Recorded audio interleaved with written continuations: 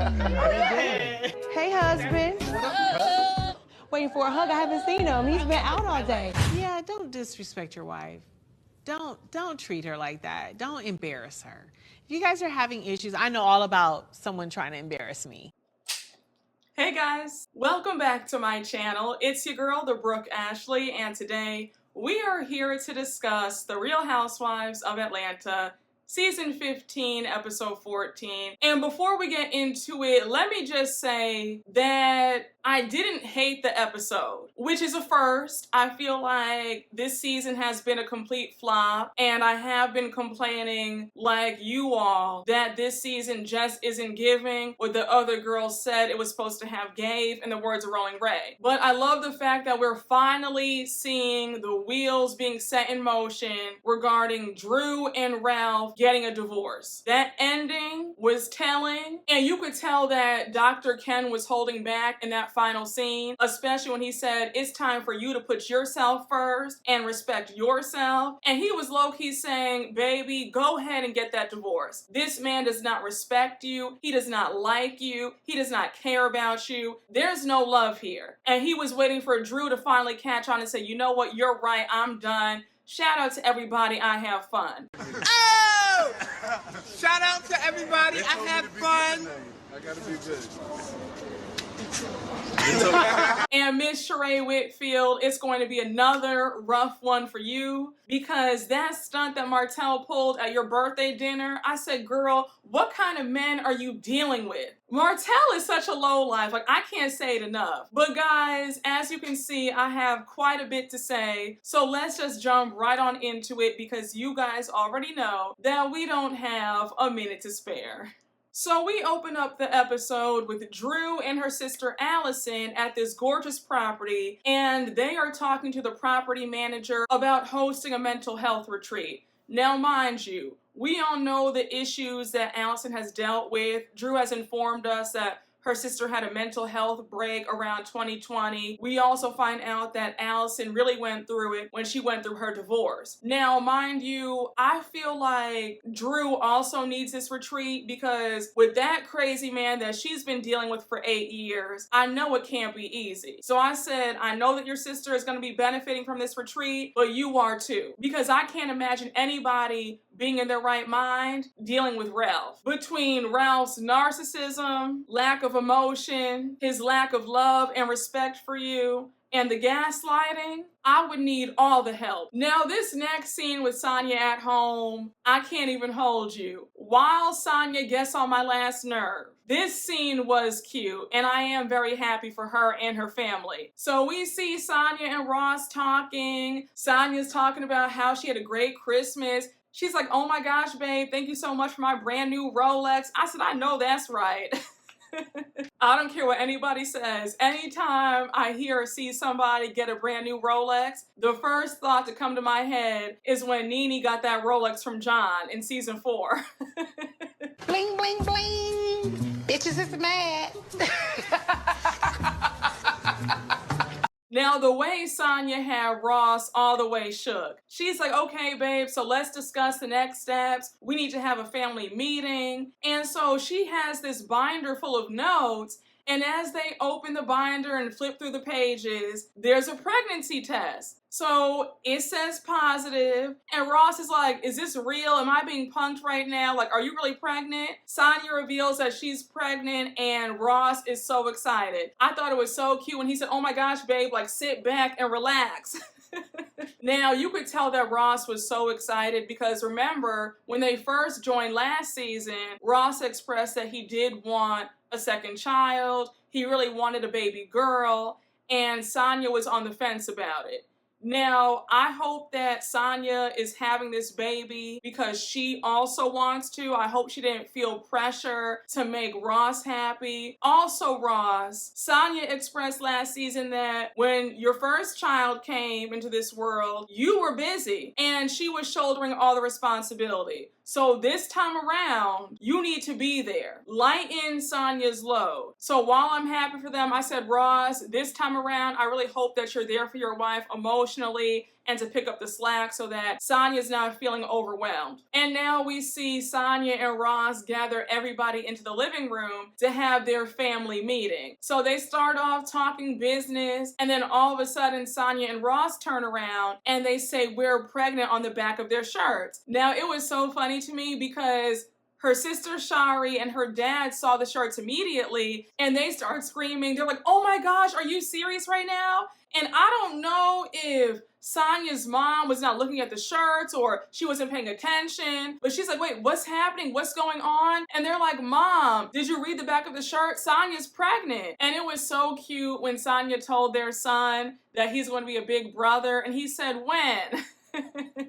But congratulations to Sanya. I'm happy for her. I hope that she has a smooth and safe delivery. But I will say that Sanya definitely secured her 3rd season on the show. So she will be on RHOA season 16. Pregnancy storylines are a guarantee you're going to be back on. Like, we know this. And a quick PSA to the 4 or 5 Sanya stans that camp out in my comments all the time. You are entitled to like who you like. That's fine. I don't mind.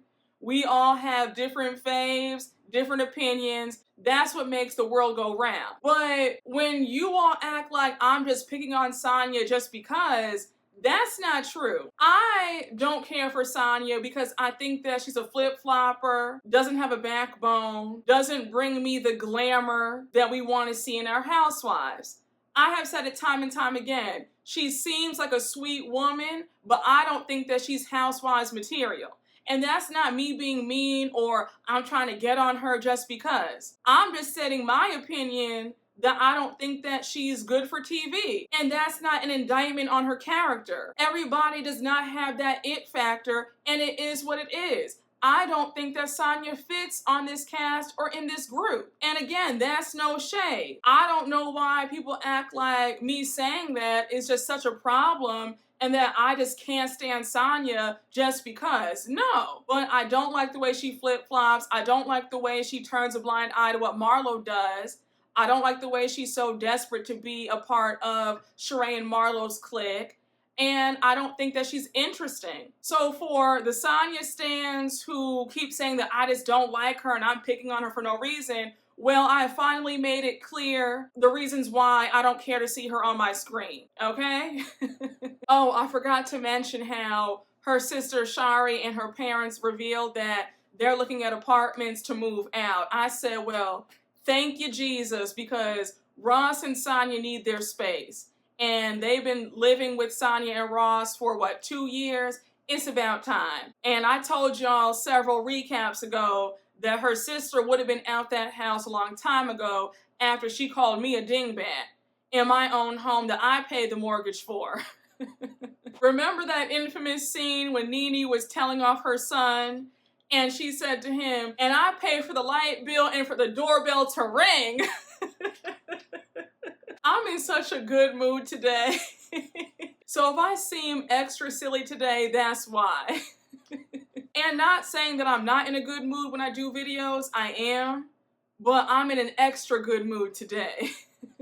Now this next scene with Drew and Ralph having their date night at the bowling alley, let me tell you something. I'm tired. The next episode, I pray that we see Drew filing for divorce. This whole conversation between Drew and Ralph wore me out. Ralph looks like a maniac. Every time the camera pans to him, he always has that evil smirk on his face. Does anybody else notice that? He's sick. She's explaining to him why she feels the way she does, and he's sitting over there silently gaslighting her and then purposely missing the point, acting like he can't understand what point she is making, and it's wash, rinse, repeat with him getting angry at her. I was so over this whole entire scene. I'm like, Drew, when is enough enough?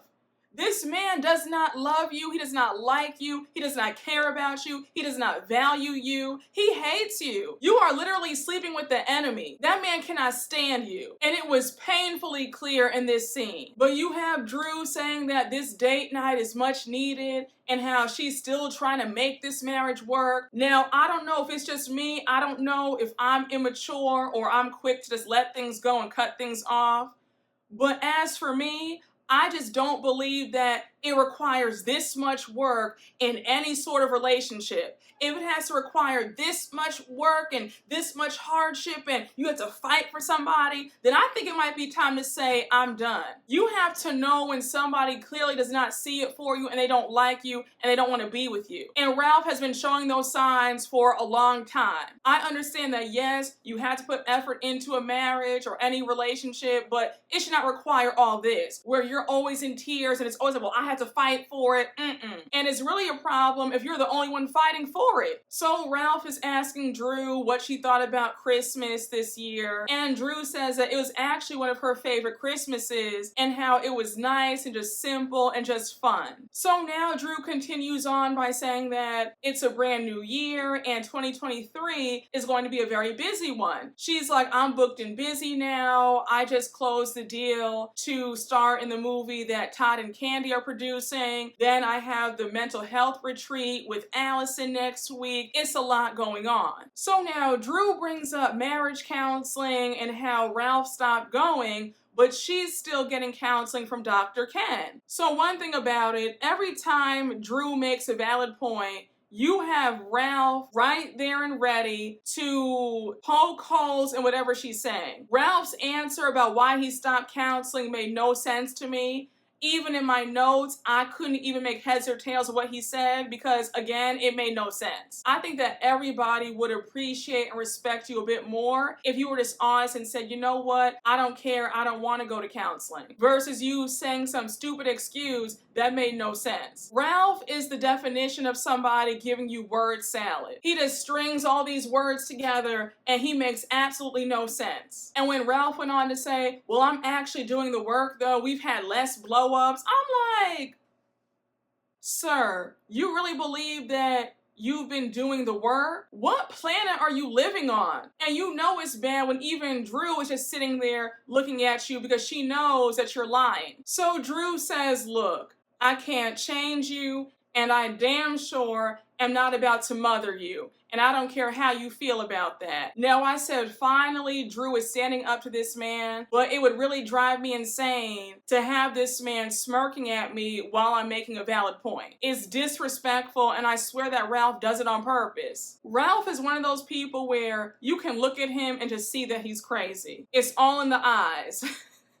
And when Drew told Ralph, like, look, I need you to show up and really support me. I'm going to be gone for 10 days shooting the movie for Todd and Candy, and I need you to step up. And when Ralph was so dismissive talking about, well, you might be booked and busy now, but I've always been booked and busy. I said, now, sir, going off to other cities to cheat on your wife, that's not booked and busy. Don't get it twisted. Also, how dare you say that you were booked and busy before she was? How? She was an entertainer before she met you. That was a bit alarming to me because I got the impression that Ralph is jealous of the fact that Drew's career is back up again and she's doing films and she's here and there. I just felt like, are you jealous, sir? Is this a competition? Because only somebody who's competing with you would say, well, you're not the only one who's booked and busy, I am too. It gave very much jealous husband vibes. And when Drew said, well, Todd manages to watch his kids and still do all the things that he does, so if he can do it, then you can do it. And when Ralph was like, oh, well, I'm just saying I travel more than Todd. I said, do you?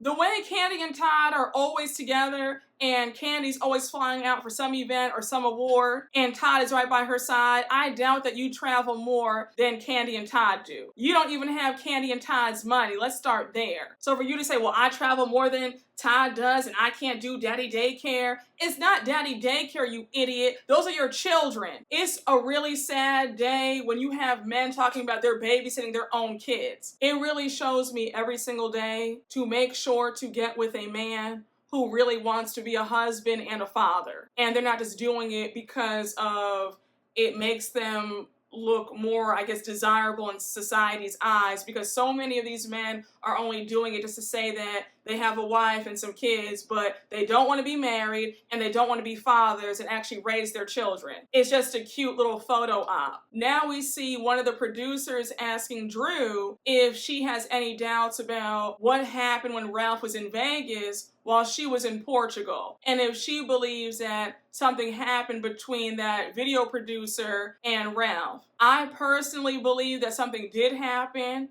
I highly doubt that Ralph was in Vegas for 3 or 4 days and didn't get some. Ralph is a cheater, and Drew knows it. She still does not know to this day who he was with in Tampa. Like, I don't know why we're even asking this question. Something definitely went down when he was in Vegas. And then when he was telling Drew that he wants to be just like Barack Obama, I was like, No. why are we even entertaining this at this point? Even Drew rolled her eyes. She said, are you serious? And then when she said, it's almost like you forget that you have a wife. And I said, right there, Drew, that is your sign to leave. This man forgets that he has a wife because he does not want to have a wife anymore. He wants to be out in the streets. The way I'm going to have the biggest bottle of champagne on deck when we finally get to the episode where Drew files for divorce. We drinking strawberry and champagne. Hold on, let me get a strawberry. Let me get a strawberry. I love it. Drop me in my drink.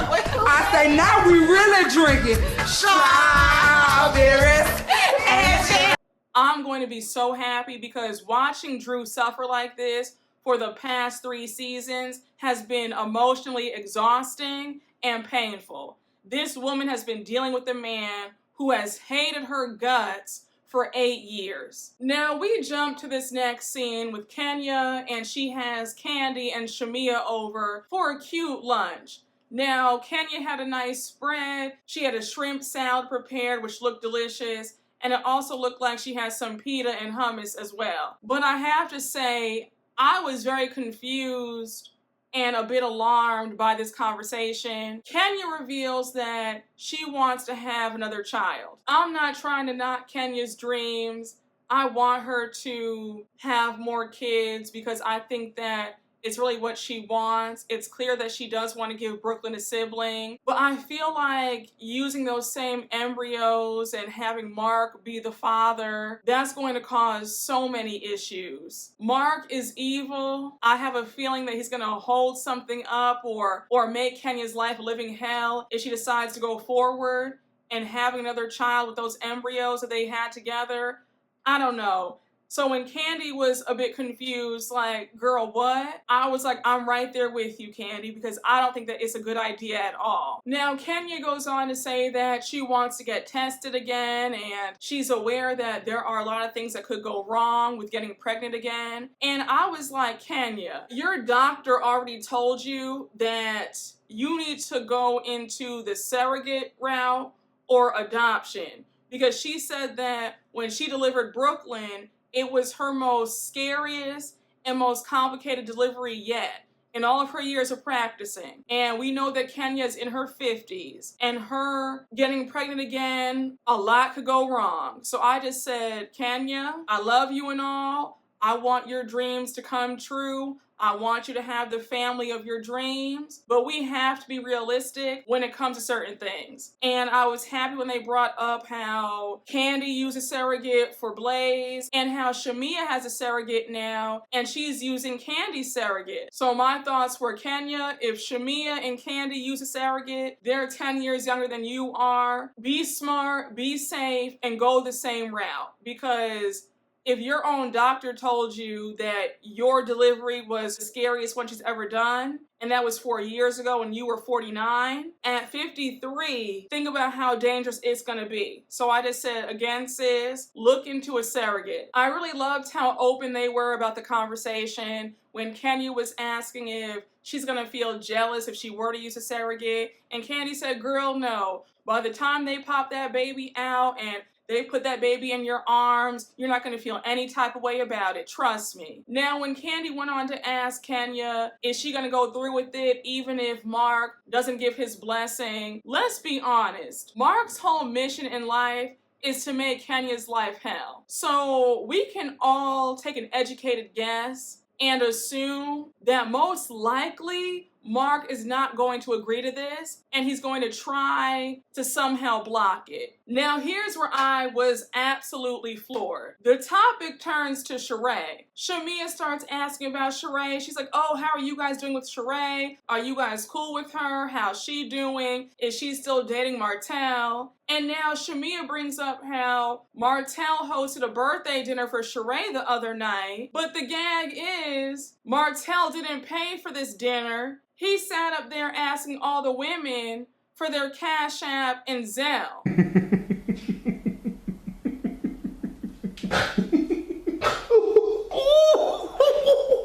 Now, let's just stop right here for a minute, right? I'm a big believer that like attracts like, and that you receive what you put out in the world, because Shereé is a cheapskate. She has a track record of not paying her bills, not paying people, cheating people out of money. So it's just so funny to me that she's dating this man who claims to have all this money, but he doesn't want to pay for his girlfriend's birthday dinner.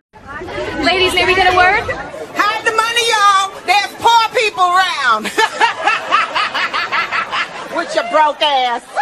I could not imagine dating a man who has a birthday dinner for me and he's asking friends to take out their wallets or cash app him or Zelle him for money. You're having this birthday dinner and you can't cover the cost? Like, what's going on? Also, if we want to talk about etiquette and manners, etiquette books state that if you're hosting a dinner or a party, you're not supposed to have your guests paying. I just think that after a certain age, especially with people who have money, it looks a bit crazy to have a birthday dinner and expect the guests to pay. Now, we can fight down in the comments. I'm already certain that there will be pushback to what I just said. Think about it like this. If I have a party at my home, I'm not going to ask my guests to pay for anything. That would be like me saying, well, I'm having a party,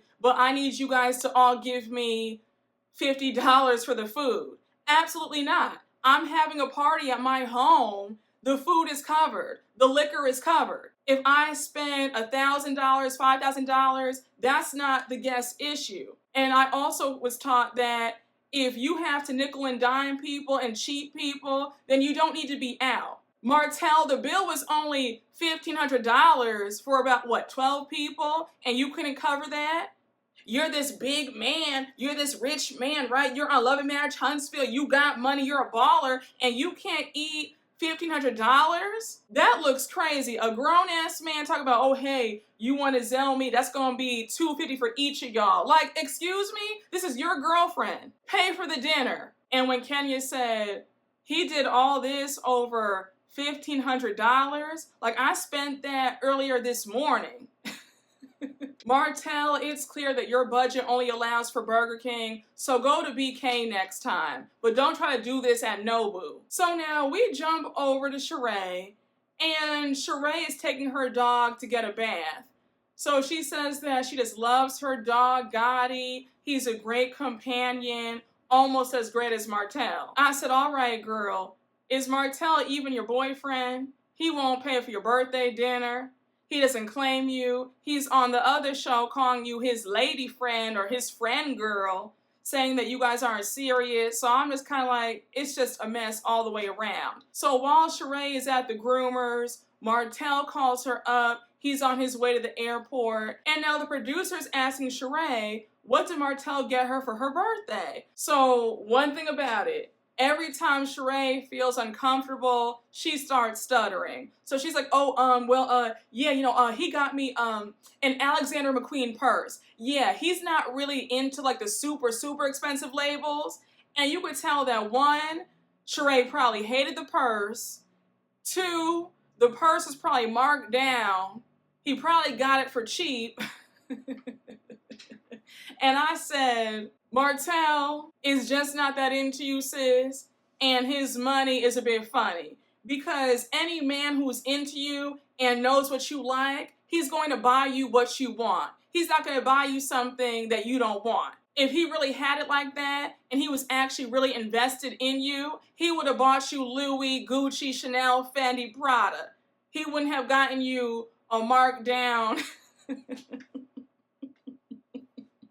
I said, I'll bet $5 that Martell went to the sales section at Neiman's, the under $500 rack that they have.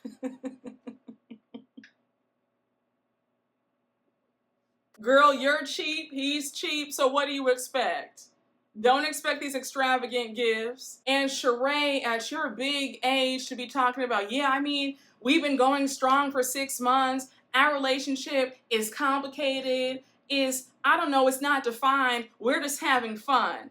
And I said, okay, 1 minute he's your boyfriend, the next minute is complicated, we're not serious. Which one is it? It's clear that Shereé wants to be in a committed relationship, so why even get with somebody who's not serious about you? Girl, if you like it, then I love it. So now we flip to Drew. She's at Kandi and Todd's table read for the movie, The Hall Pass, and we see Kandi saying that it's a bit awkward seeing Drew, but she's gonna move past it. Then we see Drew saying that she's gonna move past it too, and how even though Kandi hasn't apologized to her, she's at peace with it because she knows the truth. I said, Drew, you look so pathetic still holding on to this lie. You kissed LaToya, it is what it is, nobody cares. You just look so dumb still holding on to this thing about, oh, I didn't kiss her, Kandi's lying on me. Like, just stop. And it was real funny to me. I said, Drew, you were talking all that about, oh, well, I don't need to be in the movie anymore, I don't care. And I said, but I see that you sure signed on to play the role. I said, you know you need that money. You need whatever coin Kandi and Todd are gonna pay you. One thing about it, the only person on this cast who has that FU money is Kandi. The rest of y'all need whatever job is thrown at you, okay? So I just said, yeah, you were talking all that for you to still be there at that table read, collecting that check. And we also see at the table read that Monyetta and Shamia are also going to be in the movie. Now, I have a quick question. Is the movie out yet? And if so, where can I watch it? I'm dying to see this movie they've been talking about all season long. Is it on Tubi? Is it on Netflix? Is it on Hulu? Somebody let me know down below. So now we get to the day of Drew and Allison's mental health retreat. Drew is excited. The home looks gorgeous. They have this beautiful table prepared for them for lunch. Everything looks amazing. So now we see all the ladies arrive and their husbands are also there with them. It's definitely a big turnout. So it got really weird because when Ralph got there, he hugged everybody else except for Drew. And even Kenya was like, is Ralph having a mental breakdown? Because how do you ignore your wife? Like, you hug everybody else except her? That's an issue. Even Shereé points it out. She's like, why is Ralph ignoring his own wife? So that right there, I probably would have shown my ass and I probably would have left the retreat and just went on down to the divorce lawyer and filed right then and there, because the ultimate form of disrespect. I don't care how mad you are, you keep that behind closed doors and you put up a united front in public, and you and your spouse are one, correct? So the fact that you would sit up there and ignore your spouse and treat her like that in front of a group of friends, that is the ultimate disrespect in my eyes. And I'm just like, Drew, this man hates you and he wants everybody around y'all to know that. I wanted to jump through that TV and punch Ralph. I was so angry. I was like, is he serious right now? And when Drew said that she wasn't surprised at Ralph acting like that because he's still angry at her about what she said to him at that date night, that's a problem where you can't even express your frustration and now you have to deal with all this. And then when Drew revealed that every time things don't go Ralph's way, he acts like this, I'm like, sis, you put up with this for 8 years And Lord knows what could set Ralph off. Imagine if his breakfast isn't made right, he's slamming doors and probably disappearing for days on end because he's mad. So now we see Allison and Drew gather the group together, and Allison shares her story, and she says that she used to get panic attacks all the time. She was always calling 911. And now she starts breaking down in tears, and she goes on to say that she got the help that she needed, and because of that, she wants to help everybody else out. So they started off by doing a drop it with Drew workout. Of course, Marlo's throwing shade. She's like, I haven't dropped it with Drew since last year. Let's see if the website even works. So she pulls up the website. Of course, the website's not even up. I'm like, Drew, if this is your business for real, then why isn't your website up? I said, now, you can't be talking about Shereé and your stuff isn't in order either. A mess. So now it's time for them all to go into the meditation room, and you could see that Candy was really touched by the whole entire thing, and she starts crying. She's like, between my friends saying that I'm not there for them, my busy schedule, this, that, and the third, like, it's a lot. And I'm like, now, Candy, we've gone through this for the past 5 seasons. You have more than enough money to lighten the load. Nobody's telling you to take on 11 projects and overworking yourself. So miss me with all this, it's just a lot right now and I'm going through it. This is all self-imposed. Now we see Shereé talking about, oh, I'm just so surprised that this retreat actually was nice. I see that Drew got inspiration from my Portugal trip because it was all about healing. You truly live in a delusional state because no way can you compare this mental health retreat to your flop of a trip. Nothing got solved, nobody got healed, and you went during the rainy season. It was a miserable time had by all. So please don't say that Drew copied you. So now we see the ladies sit down for some lunch, and Shereé says that this whole thing reminds her of Portugal. And now Drew cuts in and she says that she shared a vulnerable moment with them in Portugal and she ran out crying. So now Shereé brings up the lawsuit and she's like, I saw that you went to court the other day. How did that go? And now you have Marlo in the background asking Drew if she won the case. So Drew says that the verdict is in 30 days and she'll find out then. So Cynthia jumps in and she's like, do you mind me asking what happened, what lawsuit, like what's going on?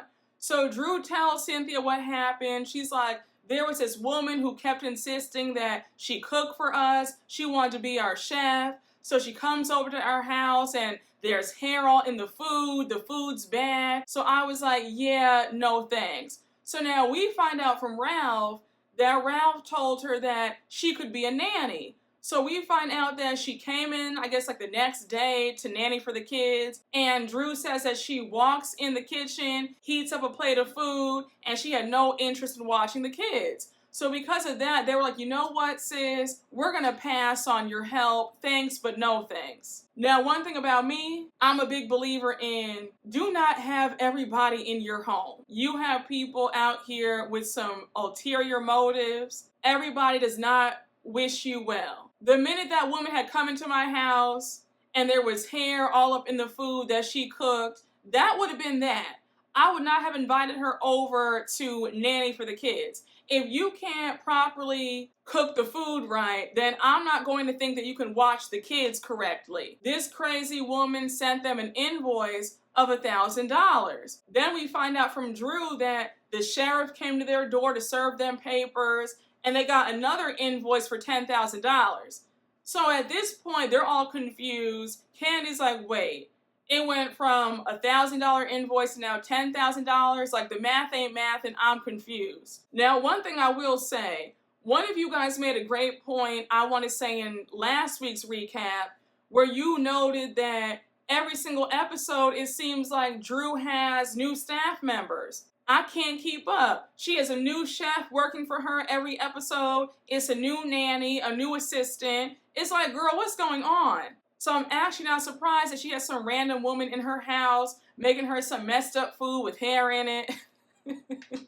So since they're on the topic of money and unpaid invoices and lawsuits, Kenya starts asking Shereé about her birthday dinner. So here goes Shereé talking about, oh, well, I want to invite all my girlfriends that I've known for 30 years. So Kandi and Kenya are insulted because they're like, wait, what? How do you invite women that you've known for 30 years, but Marlo, Sanya, and Courtney are there? You've only known Courtney for 2 weeks. You met Sanya a few months ago, and you and Marlo have only been friends for a few years, so what are you talking about? If anything, I've known you the longest. Now I said, Kandi, be glad that you weren't there at that birthday dinner, because it would have been a hot, raggedy mess, Martell asking you to Cashapp him for the bill.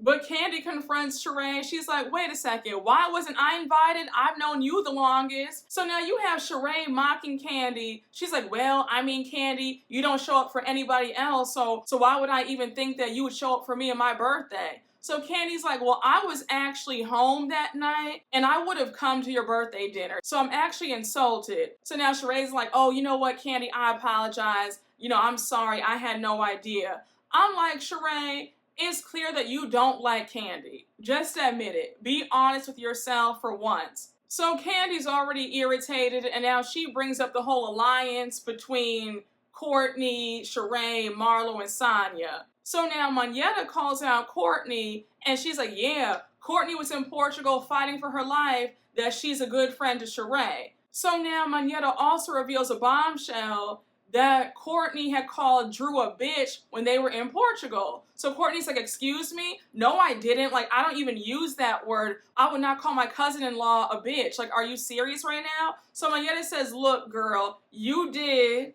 Don't lie. You called Drew a bitch. They play the tapes back, and the B word is flying out of Courtney's mouth. I was just like, oh, okay.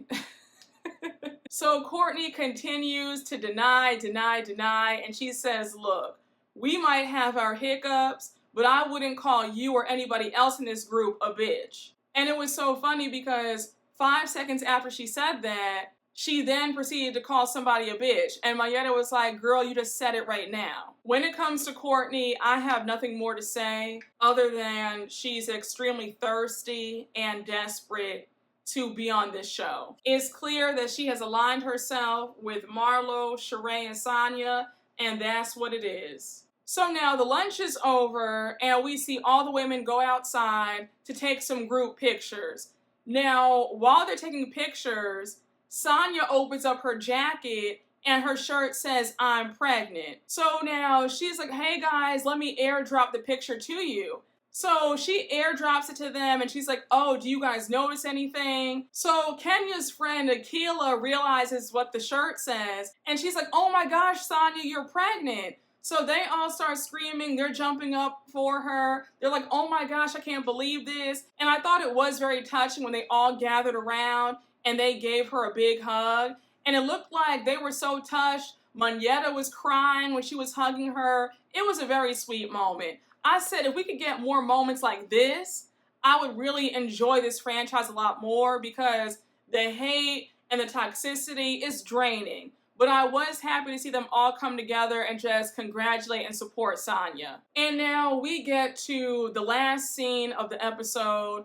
Drew is at home, and she has Dr. Ken over for a counseling session. Now, this scene was telling. It was clear that Drew is at the end of her rope. I felt bad. Those tears were real. Like I said earlier on, Dr. Ken probably said a whole lot more after the cameras were turned off, because he looked concerned. But Drew says that they've been married for 8 years and it's been a hard ride.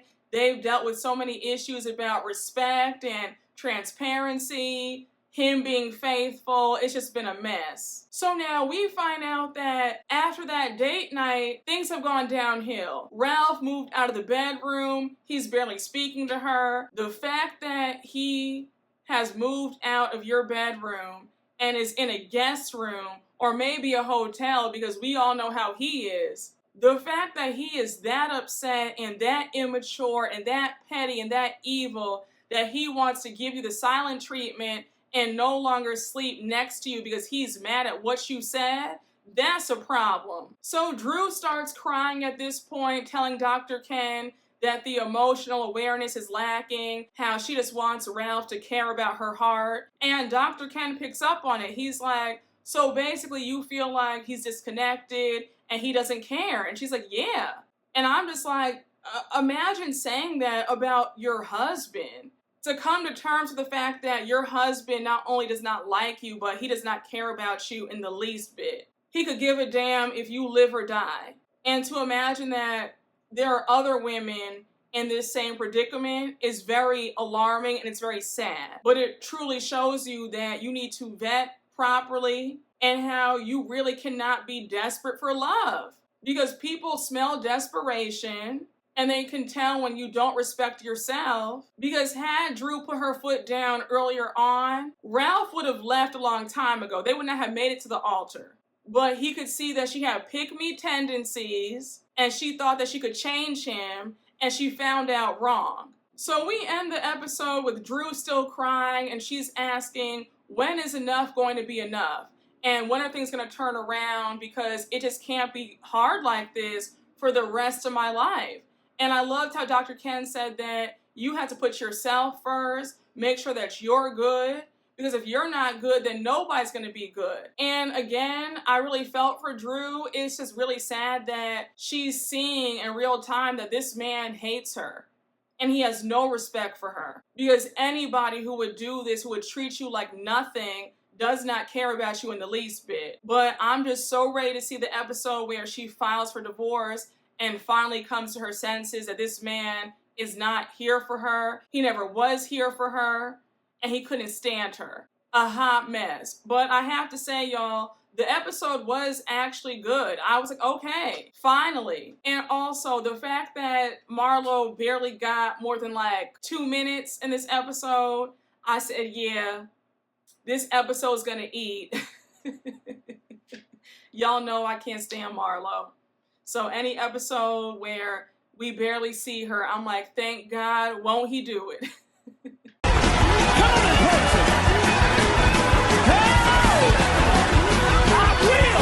But y'all, that was my recap. Thank you all so much for watching. And you already know what to do. Please make sure to like, comment, and subscribe. And I will see you all later. Bye.